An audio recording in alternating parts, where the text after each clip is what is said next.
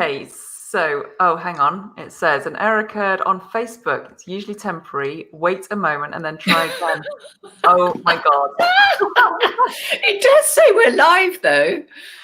Oh, So it does say it we're says live. on my screen live. Maybe Yeah. we are. Hang on. Oh man. It must be the weather or something, Vicky, or the full moon or the election. There's got to be some reason. What's going on Okay, here? we are live. Oh, Sorry, we are sorry, live. guys. If you're watching the replay, we probably were live.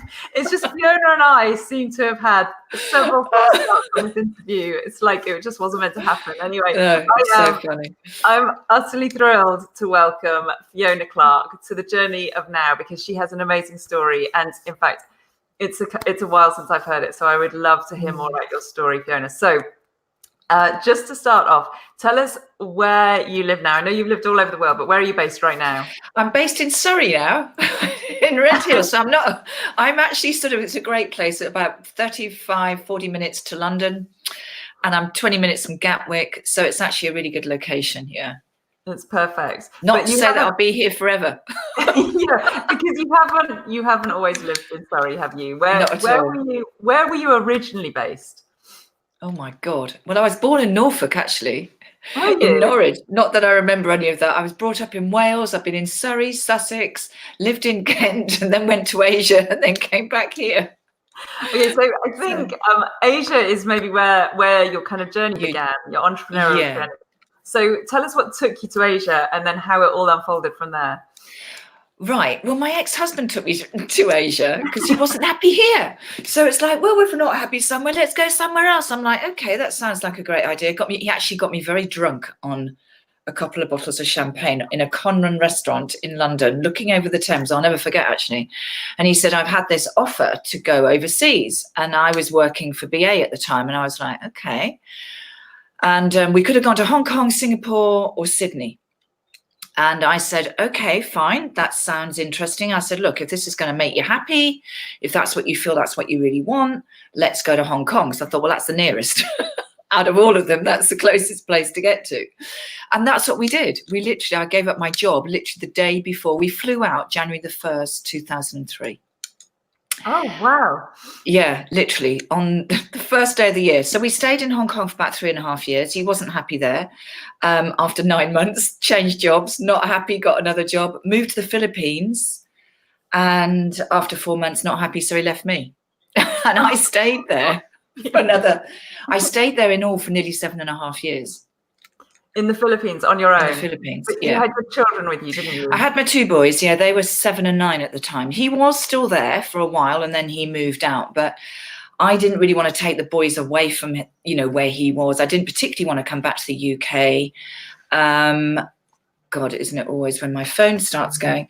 So it was actually quite interesting because I literally didn't know from one year to the next what I was going to do. It sort of went from one school year to the next, to the extent that the boys never had any curtains in their bedroom for a year. I just thought, I don't know how long we're going to be here for. I'm not going to bother putting all that expense into it. So yeah, it was a challenging time, but it taught me so much, really taught me so much. And were you working at that point or were you just surviving? Both. I had, because actually when I was there and when he decided to leave me, he was there. So financially he was supporting me to be there with the boys. And because I didn't really know anybody, you just know everybody at the gate to say hello and that's it. But what I did do was build up my business there. And I did talks, I did all sorts of things. I trained as a telephone counsellor actually while I was there for the local community because, there's so much poverty, even though I've never seen so much wealth in my entire life as there is in the Philippines. When you literally cross the wall, and I mean cross the wall, it can be absolute extreme poverty. It's most bizarre. Yeah. So we used to do a lot in the local community as well. So I did build up a massively supportive community, both in the expat community and in the local community. In fact, God knows how I got myself into it. I was even the PTA president at school for 2 years. I got dragged into that. I was like, how on earth? And then it wasn't just 1 year. It was like, Fiona, I was like, oh my. Yeah, they don't let go of you when they... Because no other idiot is prepared to do it. I was just like, what am I doing? So I did actually, and the reason I came back actually was, I cycle. Like you run, I cycle. That's my moving meditation is on my bike. And I used to cycle many years ago when we lived in Kent. And then we had the kids, and it's not so easy when you've got 2 small children. So I didn't do it for a while. But that was the one thing I started again when I was in Manila, was actually cycling. And then I sort of got myself into cleats, and I got myself, for my 50th, I bought my first road bike. And that was it. And I would do 100 kilometers a week minimum. That was my target every week. And that really was my moving meditation. And then one day on that moving meditation, I had this message, and it just came in like, I'm done. I'm done. That was it. And that was the time I started to organize to move back, because actually my eldest was just doing his GCSEs. So I couldn't move him in that time. So we had to wait another, I think it was about 20 months before we actually came back because of him doing the GCSEs. And then that was it. I was like, right, I'm ready to go. And do you miss it? Do I miss it? That's a good question. Do I miss it? I don't necessarily miss the Philippines, because it's a very bizarre place. I wanted my boys to be back into the reality, into the real world as such. Yeah. I miss aspects of being overseas. I mean, I know you've been overseas a lot. You know what I mean when I'm saying that. And I've traveled for years, because I worked for BA. I traveled, every week for years and years. And so I miss that aspect of it. I miss sort of meeting other people, and I love being with international people, which was one of the things that I really enjoyed being in the Philippines, because you're mixed in with so many different communities, and I absolutely love that. Yeah. And so what was the work that you started doing whilst you were out in the Philippines? While I was out there, I was doing a lot more sort of reflexology. I actually studied to do my coaching out there. I also studied, while I was out there, EFT. That's where I started it, because I sort of picked up, because, I had no idea my ex was going to do this. I mean, from 1 minute, 15, I think we had our 15th wedding anniversary, champagne dinner. Yes, love you, darling, blah, blah, blah, blah, blah. 3 days later, you don't do it for me anymore. And I'm just like, huh? Hello? And I had nothing in my name. I didn't have my phone. It took me 5 months to get my mobile phone in my name. I had no bank account. I had nothing. I had no ID even to be in the country at that stage, because we hadn't been there very long. So I needed to know and stop the why question that we love to use. Why me, Why has this happened? Which never, ever will find a solution, because it just goes round in circles. So that's why I got into the emotional freedom technique, because it gets to the root of the problem. It gets right underneath. Well, what's going on here? Well, I'm not good enough. That was the belief that I had about myself, which was a belief actually I'd been brought up with, you're not good enough. You're not good enough. So it came, whoa, here we come again. So I did an awful lot of training while I was out there. And then I started to use that, and I built up a practice where I was literally, your power just went. Vicky, this is hysterical. Anyway, I'll carry on, because Vicky's not there, but I'm still here. So this was the reason, ladies, if you're still here, or gentlemen, I built up a great community. I built up a fantastic community in the Philippines, which supported me, and I supported them, and I really, really enjoyed it. So I don't know where Vicky's gone. There is something here. Stay there, because she'll be back. Okay, she's coming back. So EFT, if you don't know what I'm talking to you about, is amazing technique. It's tapping, otherwise known as, and we tap certain points on the face and the body, which are the ends or the beginnings of the meridians. The meridians are your energy pathways that come up and down your body. And when we are stressed, when we're sick, or when we are in pain, our body is out of balance. And by tapping these points, what we're doing is we're unblocking, if you like, that energy, so that we can feel more vibrant, we can feel more confident. And the beauty of this technique is that she's back. I was just talking about EFT. I thought, I'll just carry on talking. That's so brilliant that you just carried on. Yeah, I had a power cut. So Oh my God. Okay. Isn't it? It's just something about you and I here, not wanting or not needing to connect or whatever. That's it. You're on a roll. I'm on a different I'm on a camera because roll. my other one hasn't reconnected. Okay. Oh, Keep don't worry. going. Because So I was just talking about, I thought, well, I better just explain what EFT is, because it is one of those skills that actually I feel everybody should have in what I call the Zenergy chest. And I learned it because I wanted to get underneath this reason. Why has he left me? I don't understand it, because I didn't have any idea this was, I knew things weren't, hunky-dory, but you just think you're going through one of those stages. So I needed to actually understand, and it just made me realize, who the hell am I?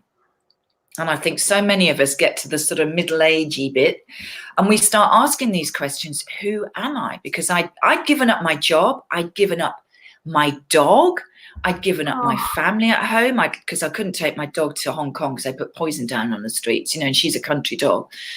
I'd given up everything because he wasn't happy. So it was massive. So it actually was like this massive, big awakening for me to sort of like say, whoa, you have lost who you are completely. Because I was always a very confident person. I had a great job. I earned a really good salary. I could support myself. And then suddenly all of that had just gone. Yeah. So it was a massive journey to explore who I was. And that's where the EFT was so powerful, because it got underneath the layers and the masks of just giving and giving and giving. Well, who are you? And this is what it does.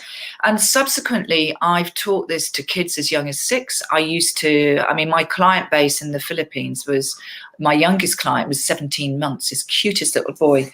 When I was doing reflexology, which was the most amazing therapy, he wouldn't let his mum and dad touch his feet. He would only let me touch his feet. He was so sweet. To men, to teenagers, to women, whoever. I had a huge community. And I loved it. I really loved it. So I learned a load more. I learned acupressure. I did a lot of things in China and Hong Kong and all sorts of things. That's amazing. And I love that was part of your healing journey. And Totally. So then when you came back to the UK, then did you just carry on doing that and you just had to start with a new client base, or how did that work? That was another journey. Actually, when I came back, I felt like a complete foreigner. I didn't want to come back here. In all honesty, I didn't come back here for me. I didn't particularly want to come back. I came back because of the boys. And the boys were then 14 and 16. They're 20 and 22 now. So it was for their benefit. And it was the best thing I could have done for them, because, expat kids, they call them third culture kids. They don't necessarily know where they belong. Yeah. Because they move around and they're not sure, do they belong here? Their dad's South African, so are they South African? Not that they've really spent time down there. So it was really important for me to make sure that they felt secure. So I can honestly say it probably took me about 18 months to feel like I belonged here. Yeah. I felt like a foreigner. I really felt, because I've been away 10 and a half years. And so it was like, well, now what do? I got all these skills and I'd been sort of building up to this, thinking, okay, well, I'll qualify as a coach while I'm there so I can come back and do this. But in all honesty, it was so much harder to start it again for the fourth business, because I'd started in the UK. I'd picked that. I'd done the same thing in Hong Kong, done it in the Philippines, and now back to the UK. And it's like, here we go again. And so where I moved, where I am now, I didn't really know anybody. I only knew one person. So it was just like completely new yet again. And most of my family live overseas anyway, so they weren't even here. So I just started exploring. I mean, I hired a coach I saw from the States. She told me about all this online stuff, which was like, okay, not really sure about this sort of thing. What's going on? So it was a very, very gradual process that I had to start rebuilding my life and making sure that the boys were okay, which was also, that was up and down, both different schools, different directions. It was, so there were lots and lots and lots of different challenges, but setting up a business in the Philippines was the easiest place I've actually ever set a business up, because it was very community based. Yeah. And people knew me. I didn't even advertise in the end. I didn't have to, because people would say, oh God, so-and-so's got this problem. I'll go to Fiona, Yeah. And I wasn't just working with the expat market. I was working very much with the local market as well. And I really loved what I did, and especially doing the counselling and it was like the Samaritans really crisis line over there.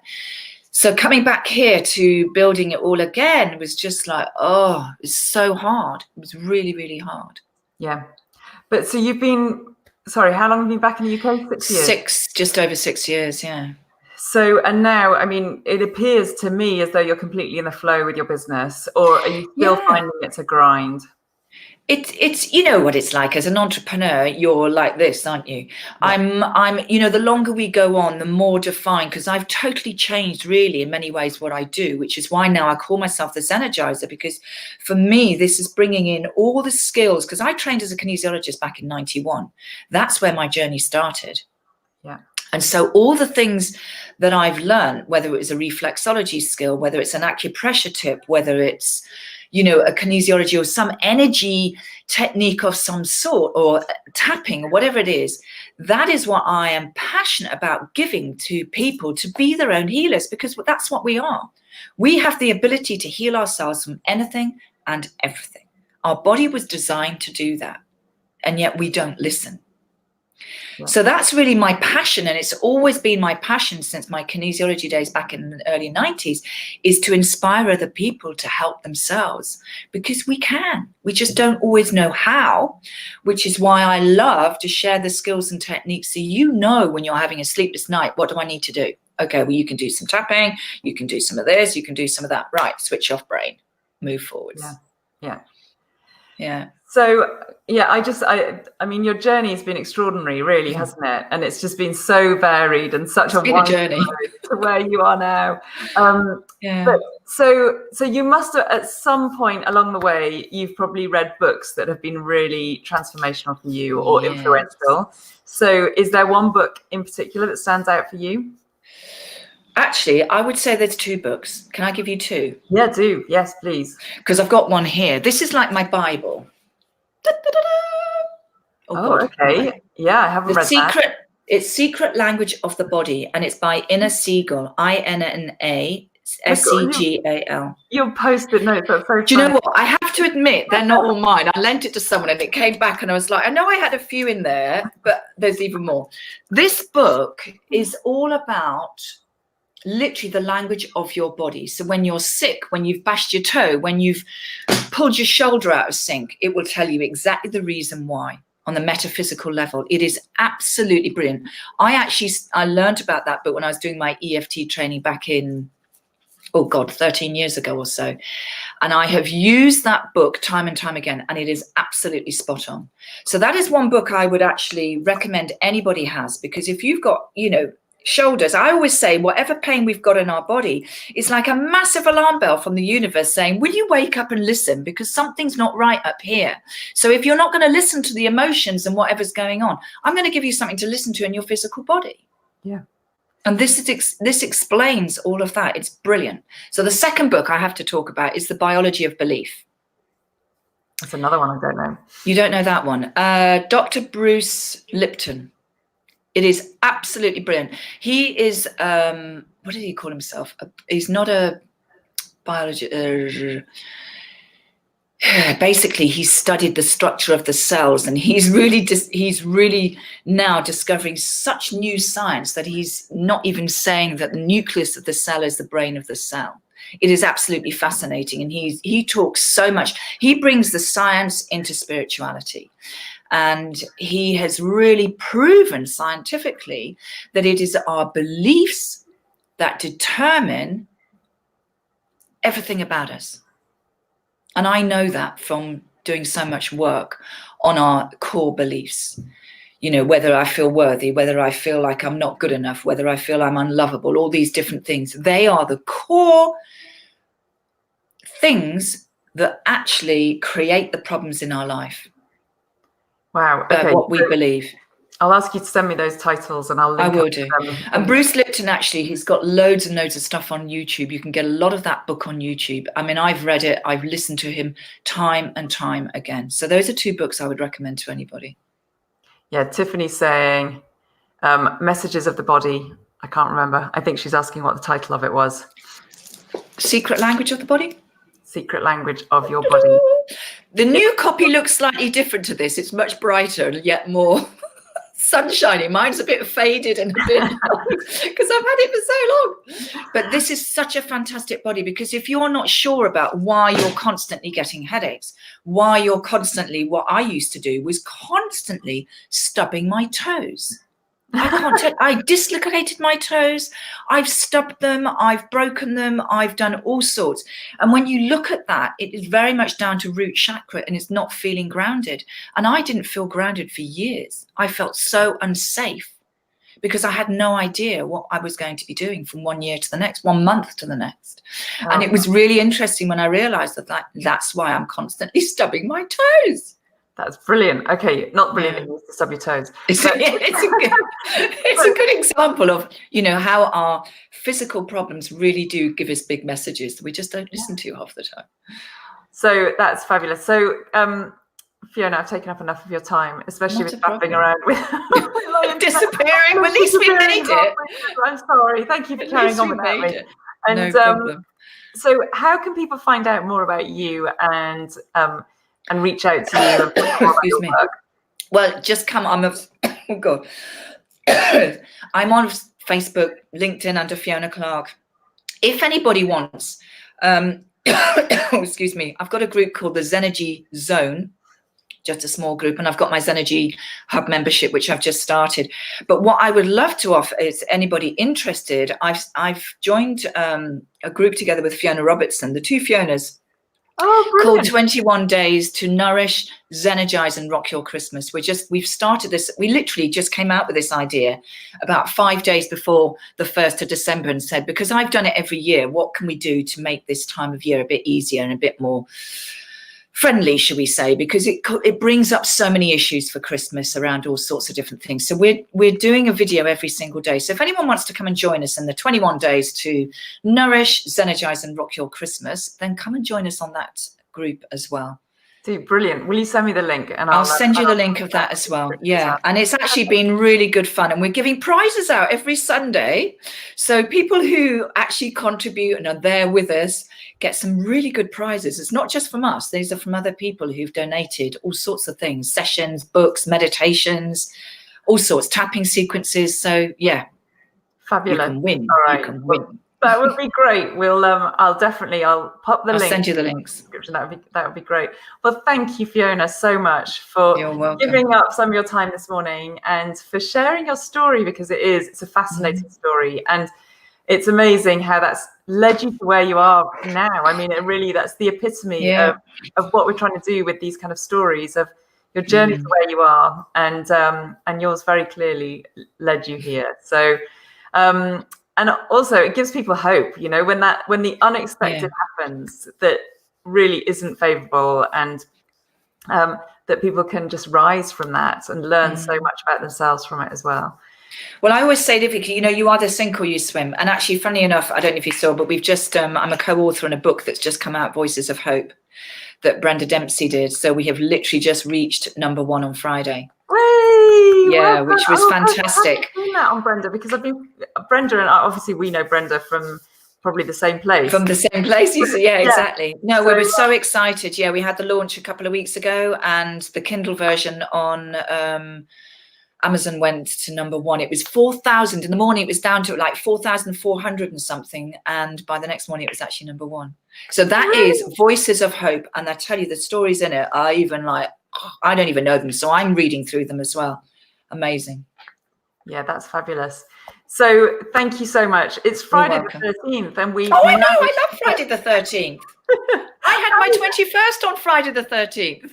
Did you? Yes. And also, we've managed to get through the entire session without mentioning the election. So I'm going to wrap it up before we start talking about that. Don't even go there. Don't even go there. Thank you. Exactly. Thank you so much, Vicky. Wonderful to see you as well. Yeah. You take care. Enjoy you too. Will do. Bye.